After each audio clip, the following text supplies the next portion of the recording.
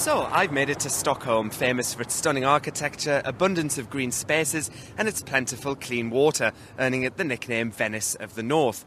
And while Sweden's capital may not be one of Europe's cheapest cities, there are still plenty of ways to get by if you're travelling on a budget. One thing I picked up on straight away is that virtually everyone here speaks English, which is incredibly handy if you need directions. Another tip is that almost everywhere, from the biggest department store right down to the local convenience shop, accepts credit and debit cards, which will certainly save you some rather hefty bank charges making withdrawals at the cash machine. And a little rule of thumb to convert crowns to euros is that a euro is around 10% of a crown. So if the price tag reads 200 crowns, it's about 20 euros. Stockholm may be a capital, but fear not, it's very easy to navigate, and getting from A to B needn't break the bank. A travel card is the obvious option, and I bought a 7-day pass from Stockholm Public Transport for around 26 euros. The great thing is, the card is integrated, so it's valid on all subway trains, buses and trams. Simply swipe and go.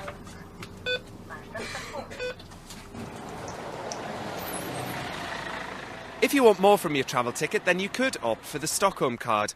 They work just like a regular travel pass, but also get you free admission to around 75 attractions, such as the Museum of Modern Art or the Royal Palace.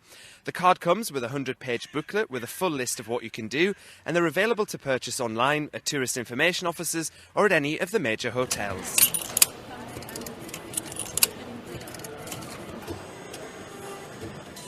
OK, so a bus tour is a bit of a cliché, but it's certainly a good way to see the main sights and get to grips with the geography of the city. But given that Stockholm is made up of 14 islands, I decided to see the city by ferry. You can take a 2-hour tour of Stockholm's islands and bridges, leaving from the ports at Strömkajen or Nybrokajen, and it'll only set you back around 22 euros.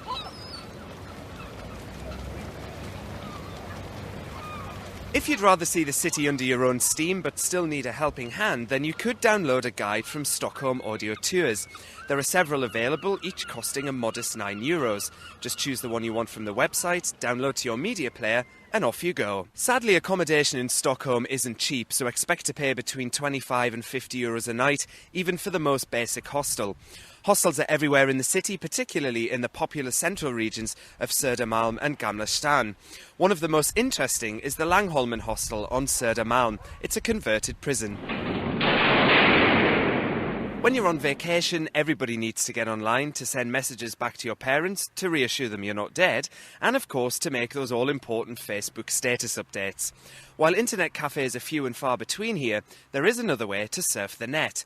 I bought a card for around 3 euros from one of the many 7-Eleven convenience stores, which gave me 90 minutes of surf time, which can be used in separate stints and in different stores.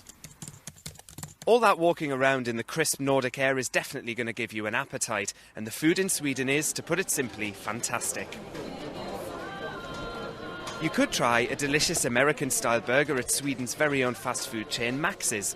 The food at this family-run restaurant is out of this world, and Max's also have an environmental conscience. Every branch is run on wind power, and the company also co-manage reforestation projects in Mozambique and Uganda. So, for every burger you eat, a tree is planted.